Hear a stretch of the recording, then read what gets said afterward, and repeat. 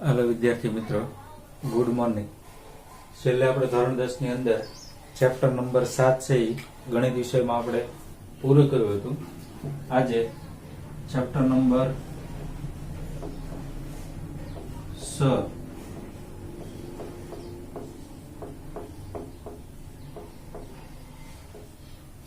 ત્રિકોણ છે સ્ટાર્ટ કરી। આપણે ચેપ્ટર કેટલા પૂરા થયા તો કે 1 થી 5, પછી 7મું, 15મું અને એટલે કે 1 2 3 4 5 પછી 7 અને 15। આજે ચેપ્ટર નંબર છે 6 આપણે ચાલુ કરીએ એટલે 1 થી 7 ચેપ્ટર અને 15 એ આપણે કમ્પ્લીટ થાય। તો ચેપ્ટર નંબર 6 એટલે કે ત્રિકોણ। ત્રિકોણ એટલે અહીંયાથી આપણે લગભગ છે ભૂમિતિ, જો કે ગયા ચેપ્ટર એટલે કે 7મા ચેપ્ટરમાં પણ આપણે ભૂમિતિનો ઉપયોગ આવતો ત્રિકોણ અને ચતુષ્કોણનો, પણ અહીંયાથી આપણે જોઈએ તો ચેપ્ટર નંબર 6 થી છે આપણું ત્રિકોણમિતિ છે ચાલુ થાય છે। એટલે કે ત્યાં તમારે ત્રિકોણ ને ચતુષ્કોણ ને ક્ષેત્રફળ ને એવું બધું ચાલુ થઈ જાય। તો આપણે ચેપ્ટર નંબર 6 એટલે કે ત્રિકોણ વિશે આપણે જોઈએ તો એની અંદર સૌપ્રથમ આપણે ચેપ્ટર ચાલુ કરીએ એની પહેલા જે વસ્તુ આપણે કરવાની છે, આપણે કેમ ચેપ્ટર નંબર 7 માં જે વસ્તુ કરવાની હતી પહેલા મેં તમને બોર્ડ ઉપર લખાવી દીધું, એટલે તમારી ટીક અગાઉ કરી નાખવાનું, એટલે તમને ખ્યાલ આવે કે આમાંથી કયો અભ્યાસક્રમ છે એ બાદ થયેલો છે। તો અહીંયા હું જે રીતે લખાવું છે એ મુજબ તમે સોંપડીમાં છે તમારી રીતે પેન્સિલ અથવા તો પેનથી તમારે ટીક કરી નાખવાનું છે કે તમારે કઈ વસ્તુ છે એ કરવાની છે।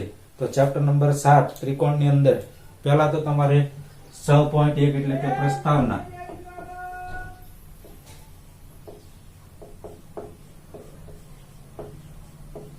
પ્રસ્તાવના છે એ કરવાની છે, બરોબર। પ્રસ્તાવનાની અંદર શું આવશે તો કે એમાં ત્રિકોણ કેવા પ્રકારનો એટલે કે ત્રિકોણ વિશે વાત કરવામાં આવતી હોય, પછી એની અંદર જે અમુક ટોપિક છે કે ભાઈ કેવા પ્રકારના ત્રિકોણ એટલે કે સમરૂપતા, એકરૂપતા, એ બધી વસ્તુ આવશે જ્યારે હું તમને કરાવીશ, બરોબર। પ્રસ્તાવના લઈશ ત્યારે તમને કહીશ। પછી 6.2 એટલે કે સમરૂપ આકૃતિઓ।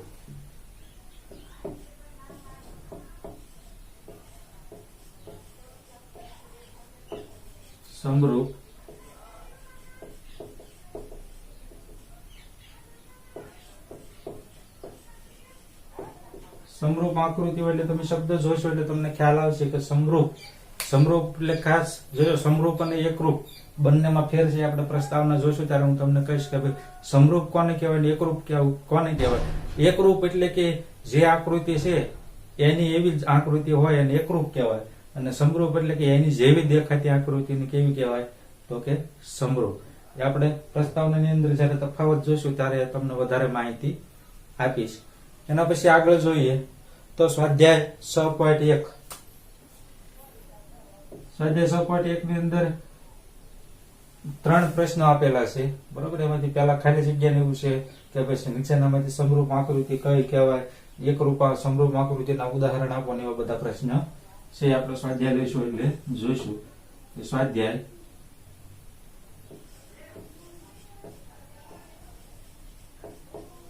6.1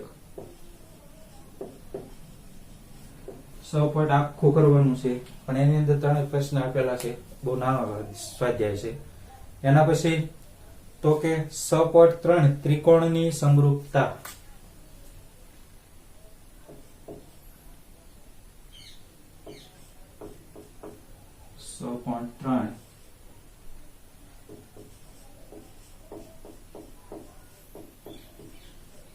ત્રિકોણની ઉપર જો સમરૂપ આકૃતિઓ કીધી છે, ત્યાં ખાલી તમને કોઈ પણ આકૃતિ હોય, ત્રિકોણ હોય, ચોરસ હોય, વર્તુળ હોય, એ બધી આકૃતિઓની વાત કરવામાં આવી છે। પછી આપણે ચેપ્ટર કહ્યું છે તો કે ત્રિકોણ એટલે કે પહેલા તમને એવું કહેવા માંગે છે કે તમે પહેલા સમરૂપ આકૃતિ વિશે જાણો, એટલે કે સમરૂપ આકૃતિ કોને કહેવાય, કેવા પ્રકારની આવે, એટલે એની અંદર ત્રિકોણ છે, પછી ચતુષ્કોણ છે, પછી વર્તુળ છે, બધી આકૃતિઓ છે એની અંદર, એના દ્વારા તમને સમજાવે કે ભાઈ એમાંથી સમરૂપ કઈ વસ્તુઓ બને। અને પછી ચેપ્ટર ઉપર આવે છે કે ત્રિકોણ, તો ત્રિકોણની સમરૂપતા। પહેલા તમને સમરૂપતા વિશે માહિતી આપે છે, ત્યારબાદ શું કહે છે તો કે આ બધી માહિતી આપી એના ઉપરથી સ્વાધ્યાય આપે છે કે એના ઉપર દાખલા ગણવાના। પછી શું કહે છે તો કે આ જે સમરૂપ આકૃતિમાંથી તમારે ફક્ત ને ફક્ત ત્રિકોણની સમરૂપતા વિશે જાણો અને એના પછી એના દાખલા આવશે. તો આગળ જોઈએ તો ત્રિકોણની સમરૂપતા ઉપરથી આપણે આવશે સ્વાધ્યાય 6.2.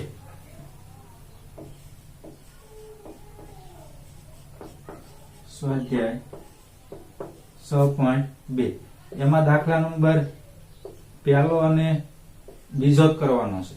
ખાસ યાદ રાખજો, સ્વાધ્યાય 6.2 ની અંદર દાખલા નંબર 1 અને 2 કરવાનો છે. એના પછી થોડાક આગળ જઈએ તો 6.4 કે ત્રિકોણની સમરૂપતાના સિદ્ધાંત. 6.3 ત્રિકોણની સમરૂપતાના સિદ્ધાંત. સિદ્ધાંત એટલે એના તમને ગુણધર્મ આપેલા હોય. હવે જો સમરૂપતા ઉપરથી તમને પાછો સ્વાધ્યાય 6.2 આપો, પછી એના સિદ્ધાંત એટલે કે અમુક નિયમો ઉમેરી અને એના ઉપરથી પાછા તમારા દાખલા આવશે. એટલે કે ત્રિકોણમિતિની અંદર આપણને એક એક સ્ટેપ છે કેવું લઈ જાય છે તો કે આગળ લઈ જાય છે. તો એના ઉપરથી તો તમારે પહેલા ઉદાહરણ કરવાના.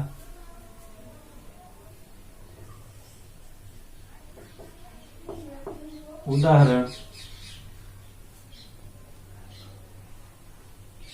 5, 7 અને 11. 5, 7 અને 11. ખાસ યાદ રાખજો, આ ચેપ્ટર ની અંદર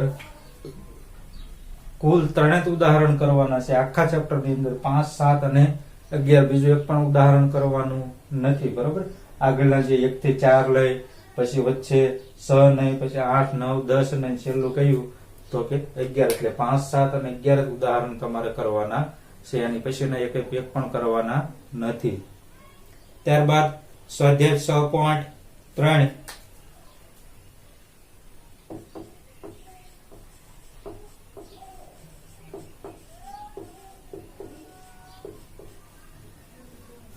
સ્વાધ્યાય 6.3 ની અંદર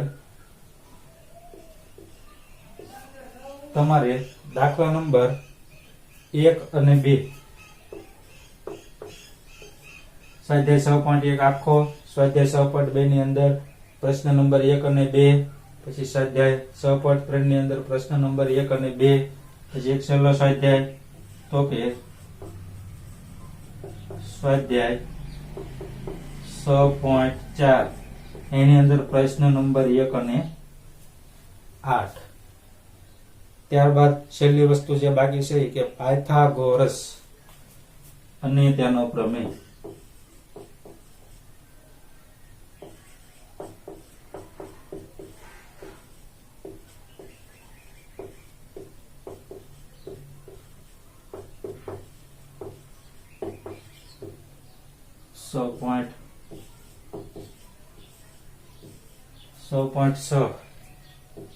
પાયથાગોરસ અને તેનો પ્રમેય. ખાસ યાદ રાખવાનું, પ્રમેય પાયથાગોરસ નો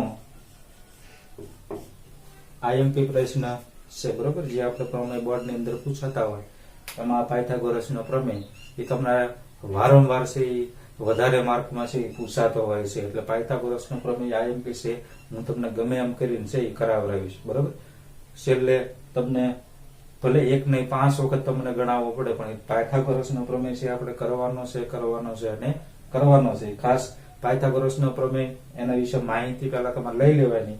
બરોબર, બધું હું તમને કરાવીશ પણ પાયથાગોરસ નો પ્રમેય છે આઈએમપી છે. તો ચેપ્ટર નંબર 6 ની અંદર ત્રિકોણ, એની અંદર એટલી વસ્તુ છે એ તમારે કરવાની છે.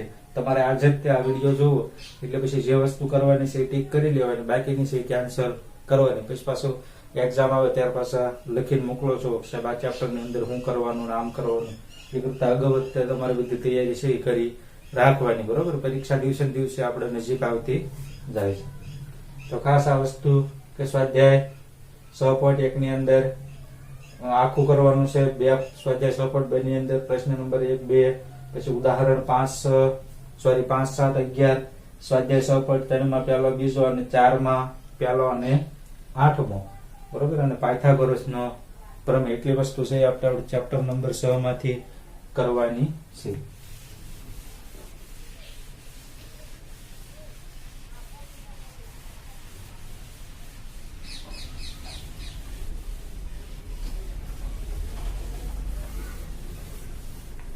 હવે આગળ જોઈએ તો શરૂઆત કરીએ ચેપ્ટરની. તો પ્રસ્તાવના વિશે માહિતી લઈએ. તો પ્રસ્તાવનાની અંદર સમરૂપ, તમે આગળના ચેપ્ટરમાં પણ ભણી ગયા છો કે આગળના ચેપ્ટરની અંદર તમારે 9મા ધોરણની અંદર એકરૂપતા વિશે ત્રિકોણમિતિમાં વાત આવતી. તો એકરૂપતાની વ્યાખ્યા શું હતી? તો કે કોઈ પણ બે આકૃતિ હોય, કોઈ પણ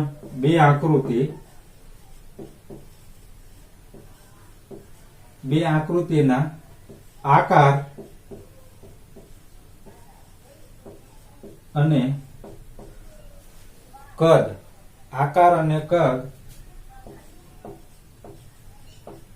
સમાન હોય તો તે બંને આકૃતિ એકરૂપ છે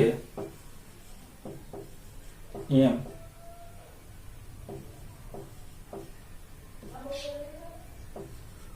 કે હવે આ તો તમારા 9મા ધોરણની અંદર આવું આવતું કે બે આકૃતિઓમાં એના આકાર અને એના કદ સરખા હોય તો એ બંને આકૃતિઓ એકરૂપ છે એમ કહેવાય. બરાબર. એકરૂપ એટલે હું? તો કે જે વસ્તુ, ધારો કે આ માર્કર પેન છે, આની જેવી તે બીજી માર્કર પેન હોય, આ માર્કર પેન જેવી તે બીજી માર્કર પેન હોય, એનો આકાર અને એનું કદ બધી વસ્તુ સરખી હોય તો એ બંને કેવી થાય? તો કે એકરૂપ છે એમ કહેવાય. ધારો કે હું બે ત્રિકોણ અહીંયા દોરું તો આ ત્રિકોણનું ક્ષેત્રફળ ધારો કે 15 સેમી સ્ક્વેર હોય તો બીજું ત્રિકોણ એવું ને એવું જ તે એનું માપ કેવું થવું જોઈએ? તો કે 15 સેમી સ્ક્વેર. એટલે કે બંનેનું ક્ષેત્રફળ સરખું, એટલે કે એના કદ કેવા થયા? તો કે સરખા. આકાર એટલે હું? તો કે એની લંબાઈ, ધારો કે આની 5 સેમી હોય, આની 5 સેમી હોય, આની 5 સેમી હોય તો આ બધાની 5 એટલે કે આ બધા આકાર, એટલે કે આકાર એટલે એક સરખા. અને કદ એટલે હું? તો કે આનું અંદરનું જે ક્ષેત્રફળ છે ઈ. એટલે કે આકાર અને કદ જો સરખા હોય તો એ બંને એકરૂપ આકૃતિ છે એવું કહેવાય. પણ આપણે આ ચેપ્ટરની અંદર એકરૂપ એટલે કે એકરૂપ વસ્તુ છે એનો અભ્યાસ કરવાનો નથી. બરોબર. એકરૂપ છે એનો અભ્યાસ કરવાનો નથી એટલે આપણે છે એને તમારે કદ લેવાનું નથી. ફક્ત ને ફક્ત આકાર સમાન હોય, બરોબર, આકાર સમાન હોય તેવી આકૃતિ એકબીજાને કેવી થાય? તો કે સમરૂપ થાય. તો હું અહીંયા સમરૂપતાની વ્યાખ્યા લખું તો વ્યાખ્યા તમારે યાદ રાખવાની છે કે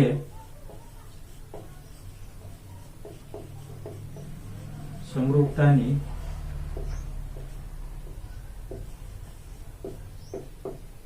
વ્યાખ્યા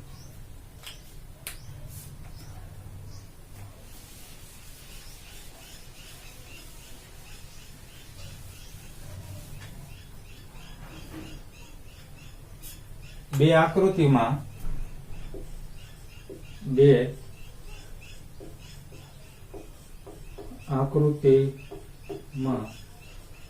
જો આકાર સમાન હોય તો તેવી આકૃતિ એકબીજાને સમરૂપ છે એમ કહેવાય. બે આકૃતિ આપેલી હોય એમાં જો ફક્ત આકાર સરખા લાગતા હોય તો એ કેવા થાય? તો કે બંને આકૃતિ એકબીજાને સમરૂપ છે એમ કહેવાય. આપણે એકરૂપતા વિશે વાત કરવાની નથી આ ચેપ્ટર ની અંદર, ખાલી સમરૂપ. એકરૂપતા એટલે કે એવી ને એવી વસ્તુ હોવી જોઈએ. ધારો કે આ માર્કર પેન છે તો આની જેવી તે એની જેવો આકાર અને એની જેટલું વજન એટલે કે કદ એની જેટલું હોવું જોઈએ તો એ શું થાય? તો એકરૂપ થાય. પણ આપણે સમરૂપતાની વાત કરવાની છે. સમરૂપતામાં ખાલી આકાર જ, તમારે ખાલી સમરૂપતાની વાત થાય એટલે તમારે આકાર જ યાદ રાખવાનો કે આ બે આકૃતિના આકાર સરખા હોય, બે આકૃતિના આકાર સરખા હોય તે બંને આકૃતિ સમરૂપ છે એમ કહેવાય. ખાસ બે આકૃતિના આકાર સરખા હોય તો બંને આકૃતિ સમરૂપ છે એમ કહેવાય.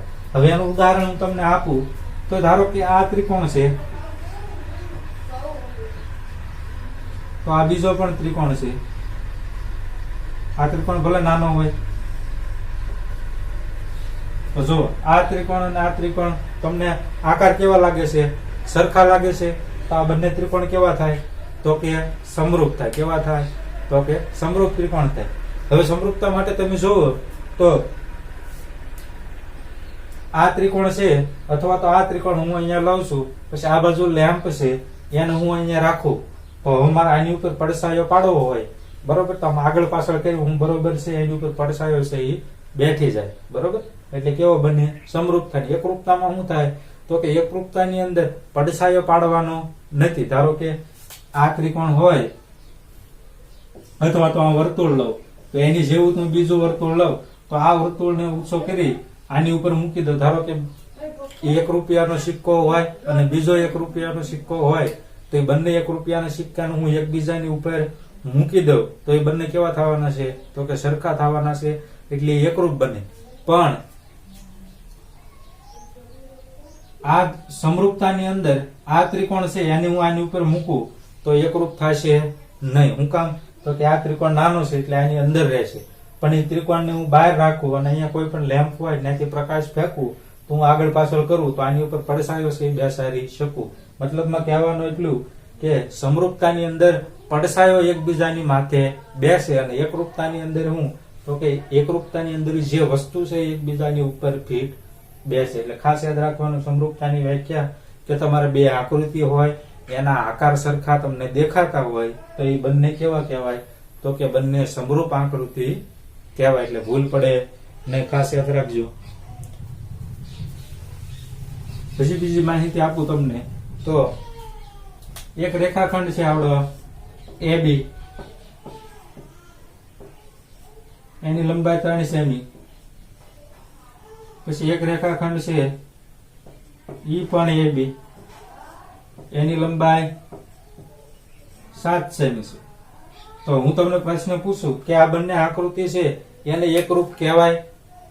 બંને આકૃતિને એકરૂપ કહેવાય? તો કે એકરૂપ કહેવાય નહીં. એકરૂપ એટલે હું? તો કે આની આ વસ્તુ આની ઉપર બરોબર ફિટ બેઠવી જોઈએ. એકરૂપ એટલે કે આનો આકાર સરખો હોવો જોઈએ અને કદ પણ સરખું હોવું જોઈએ. પણ હું એમ કહું કે આ બંને આકૃતિને સમરૂપ આકૃતિ કહેવાય? તો કે હા, સમરૂપ આકૃતિ કહેવાય. હું કામ? તો કે એકબીજા ઉપર બંધ બેસતી આકૃતિ છે, બરોબર. એકબીજા ઉપર કેવી છે? એટલે કે આની જેવી જ દેખાતી આકૃતિ છે. આ એ તમે નજીક કે આ આકૃતિને થોડીક આપણી નજીક લાવો ને આ આકૃતિ છે અને થોડીક પાછળ જવા દે, બરોબર. તમને ખબર છે કે જેટલી દૂર વસ્તુ આપણી આંખથી દૂર જેટલી વસ્તુ જાય એટલી આપણને કેવી દેખાય? તો કે નાની દેખાય. એટલે આપણને આ બંને વસ્તુ છે સરખી દેખાતી લાગે. તો સરખી દેખાતી લાગે તો કેવું બને? તો કે સમરૂપ બને. ખાસ યાદ રાખવાનું છે. ત્યારબાદ હું બે વર્તુળો વિશે તમને કીધું કે એક નાનું હોય, ધારો કે આ વર્તુળ મોટું છે ને આ વર્તુળ નાનું છે, તો આ બંને એકરૂપ કહેવાય નહીં પણ સમરૂપ કહેવાય. શું કામ? તો કે બંને છે એ વર્તુળ છે એટલે કે એક સરખા ગોળાકારમાં આપણને દેખાય છે, એટલા માટે એને શું કહેવાય? તો કે સમરૂપ કહેવાય.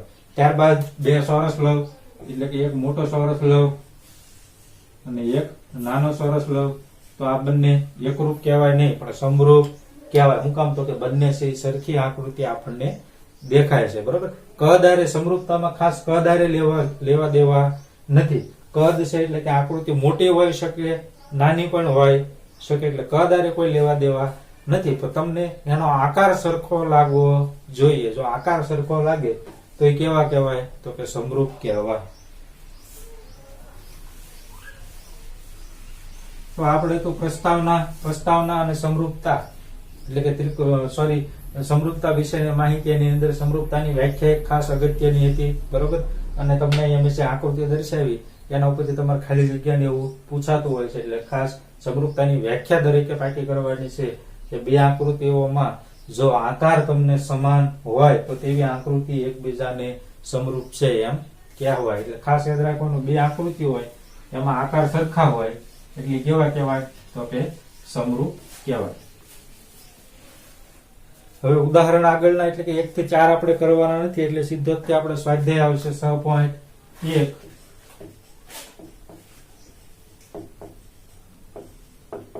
સ્વાધ્યાય 6.1 છે એ આપણે આખો કરવાનો છે. તો એની અંદર પહેલો પ્રશ્ન હું જોઉં તો એની અંદર તમને ખાલી જગ્યાઓ આપેલી છે કે કૌંસમાં આપેલી ખાલી જગ્યાઓ પૂરું.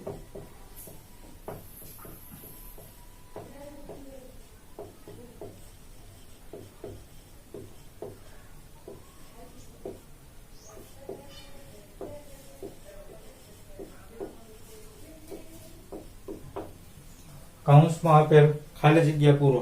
તો પહેલી આકૃતિઓ કે બધા વર્તુળો ખાલી જગ્યા છે. બધા વર્તુળો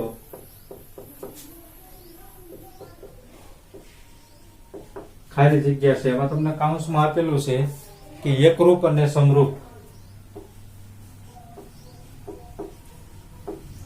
એકરૂપ અને બીજું આપ્યું છે તો કે સમરૂપ. તો બધા વર્તુળો ખાલી જગ્યા છે. તો બધા વર્તુળો એટલે તમે કોઈ પણ વર્તુળ લઈ શકો. ધારો કે હું એક આ વર્તુળ લઉં અને એક બીજો આ વર્તુળ લઉં. તો હવે આ બંને ખાલી જગ્યામાં આપણે તપાસીએ. આપણે જેમ આગળ પ્રસ્તાવનામાં વાત કરીએ કે પહેલા એકરૂપ છે. તો જો એકરૂપની વ્યાખ્યા જોવો તો એકરૂપમાં તમને મેં કીધું કે એની આકૃતિમાં, આકૃતિ એટલે કે આનો આકાર અને કદ બંને સરખું હોય તો એકરૂપ કહેવાય. સમરૂપ એટલે શું? તો કે આનો આકાર સરખો દેખાતો હોય તો એ સમરૂપ કહેવાય. હવે જો એકરૂપમાં તો કે આ કદ જો બહુ મોટું છે અને આ કદ કેવું છે તો કે નાનું, તો એકરૂપ કહેવાય નહીં. શું કામ? તો કે એનો આકાર સરખો છે પણ કદ સરખું નથી એટલે એકરૂપ કહેવાય નહીં, પણ સમરૂપ કહેવાય છે. સમરૂપમાં જો આ વર્તુળ છે અને આ વર્તુળ છે, બંનેનો આકાર આપણને સરખો દેખાય છે એટલે કે એની અંદર શું આવશે તો કે સમરૂપ. બધા વર્તુળો કેવા છે તો કે સમરૂપ છે. ત્યારબાદ બીજી વ્યાખ્યા લઈએ તો બધા ચોરસ. આ વર્તુળનો લીધે એની ઘોડે જ તે કે બધા ચોરસ ખાલી જગ્યા છે.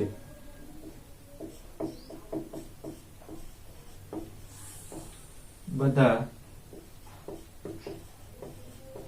ચોરસ ખાલી જગ્યા છે. એની અંદર પણ ઓપ્શનમાં એકરૂપ અને સમરૂપ. તો હું બે ચોરસ લઉં, એક મોટો ચોરસ લઉં અને એક નાનો ચોરસ લઉં તો જો એકરૂપ કહેવાય. તો કે એકરૂપ ની અંદર કદ અને આકાર બંને સરખું હોવું જોઈએ. અહીંયા ખાલી આકાર સરખા દેખાય છે, કદ સરખું દેખાતું નથી એટલે એકરૂપ આવશે નહીં. સમરૂપ ની અંદર તો કે એનો ખાલી આકાર સરખો હોય તો એને સમરૂપ કહેવાય. તો અહીંયા આકાર આપણને સરખો જ દેખાય છે તો આની અંદર પણ શું આવશે તો કે સમરૂપ. એના પછી ત્રીજી ખાલી જગ્યા તો કે બધા ખાલી જગ્યા ત્રિકોણો સમરૂપ છે.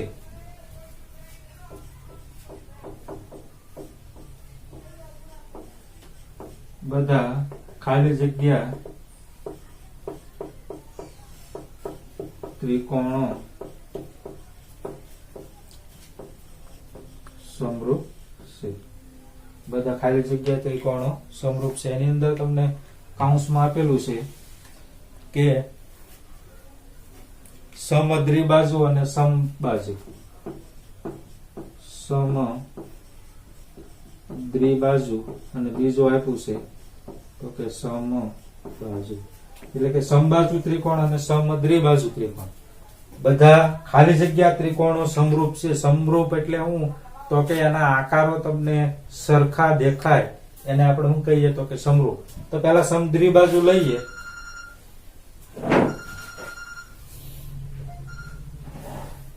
તો પહેલા સમદ્વિબાજુ લઈએ તો જો સમદ્વિબાજુમાં તમને ખબર છે કે કોઈ પણ બે બાજુ સરખી હોય. હવે જો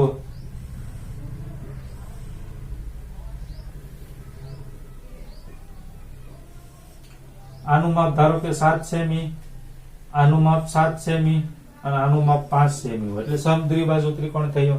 હજી એક સમદ્વિબાજુ બનાવીએ તો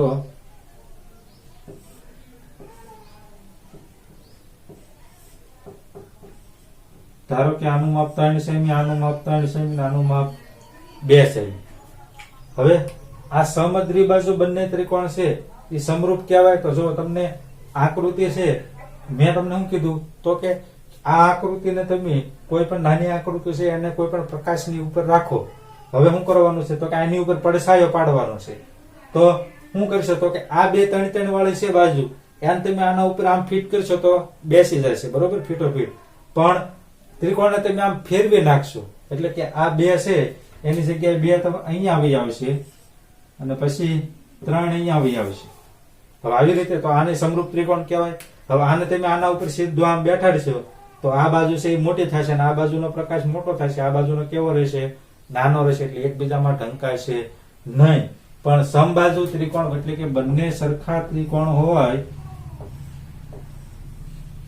બંને સરખા ત્રિકોણ એને તમે પ્રકાશ પાડતા તમે ગમે એમ ફેરવો, બધી બાજુ હરખી જ થવાની છે, બરોબર, એટલે ગમે એમ ફેરવો તો એનો પડછાયો એના ઉપર ફીટ તમારે બેસવાનો છે જ તે, બરોબર. એટલે એને શું કહેવાય છે તો કે બધા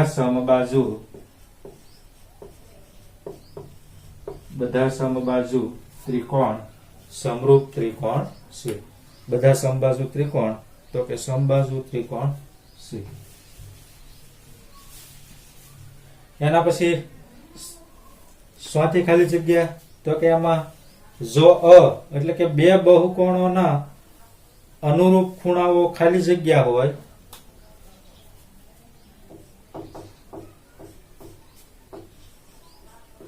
જો એની અંદર બે બહુકોણના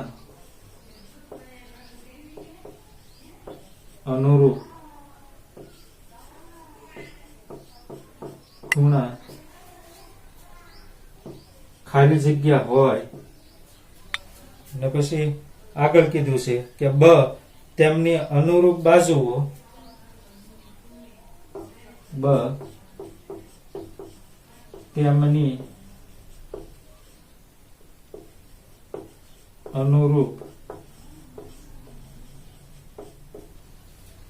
તેમની અનુરૂપ બાજુઓ ખાલી જગ્યા હોય તો સમાન સંખ્યાની બાજુવાળા બે બહુકોણો સમરૂપ છે. તો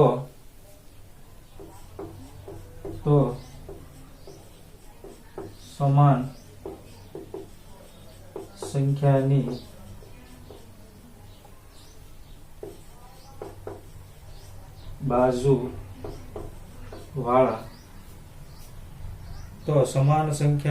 બાજુવાળા બે બહુકોણો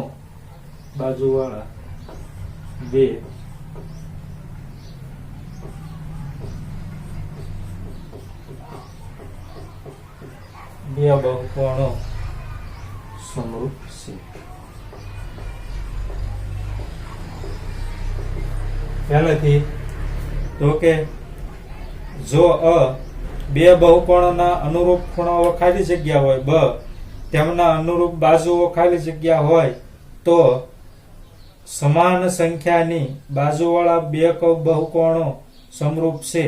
હવે આ બંને ખાલી જગ્યામાં આપણે કોઈ પણ એક જ વસ્તુ મૂકવાની છે. એની અંદર તમને કાઉન્સમાં આપેલું છે એક સમાન અને બીજું તો કે સમપ્રમાણમાં. સમાન અને બીજું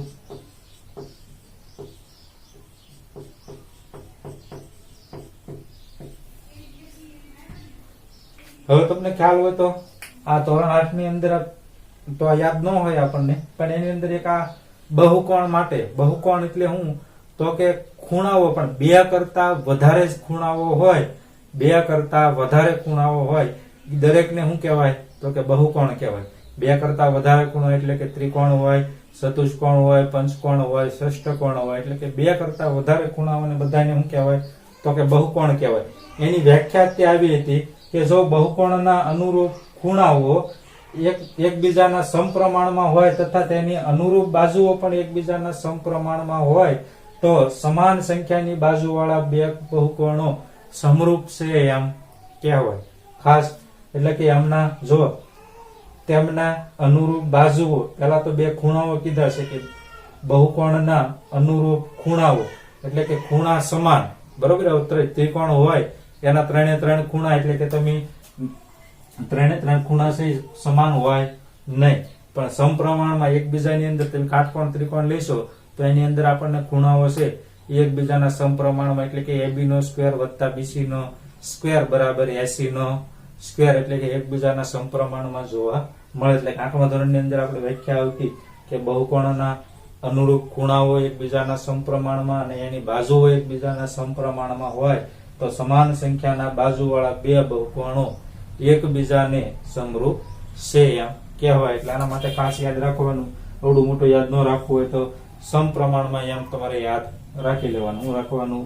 તો કે સમપ્રમાણમાં.